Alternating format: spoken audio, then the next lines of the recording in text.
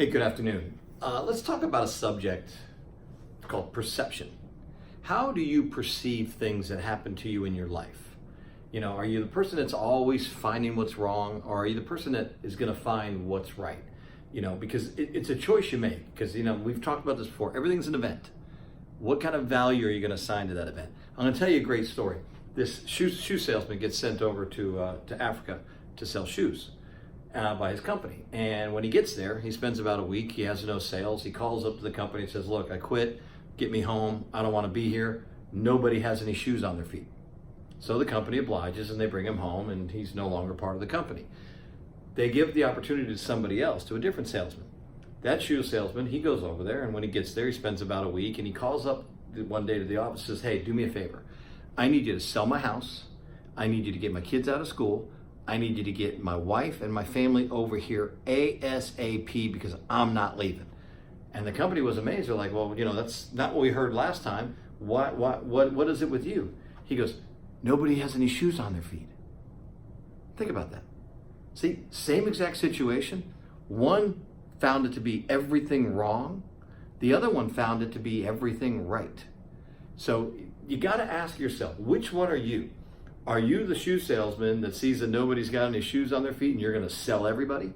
Or are you the guy that thinks nobody's got any shoes on their feet and no one's buying? And it goes for that in life too, folks. I mean, everything we do in life is perception. How we perceive it. How are we going to take that? And now what are we going to use that? How are we going to use that? Are we going to use it to find what's right about every situation and figure out a solution? Because that's really it. And I've said this before to you. You remember, for every seed of adversity, there is a benefit of equal or greater value. That's so important to remember if your mind frame is right. Now look, you can't go and be the guy that's perceiving things to be positive if you're not feeding your mind. It takes effort, folks. It takes effort by you to read the books.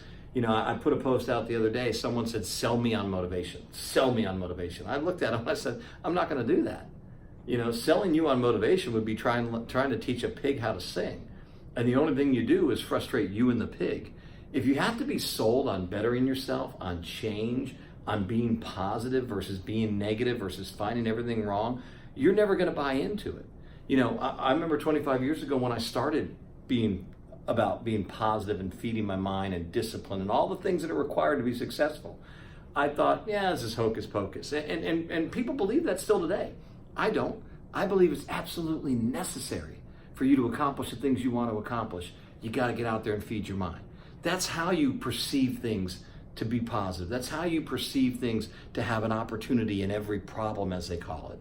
That's how you perceive things to say that for every seed of adversity, there's a benefit of equal or greater value. Because you got to put the work in. You got to read the books. You know, I know people that are trying to convince people that they're friends with or in relationships with or work for other companies that are trying to teach people how to become positive. And look, if they don't want it, they're not going to do it. If they're not going to put the work in, if they're not going to take the time to read books. I literally had someone tell me that they gave someone a book to read, and they literally said, that doesn't appeal to me. Why would you not want to read about something that could make you better? Why would you not want to do something that's going to improve your chance to be more successful?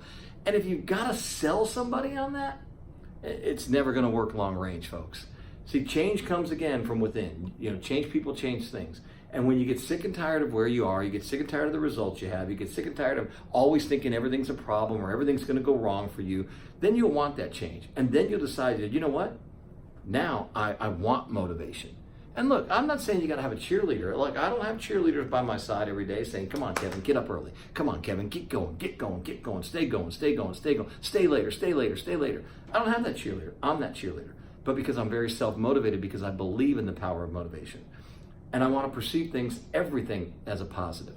Look, I know not everything is roses, you know, and I know not everything's going to always turn out the right way, but I'm going to perceive it that it's going to. My mindset, it's going to work out. It's going to turn out in my favor.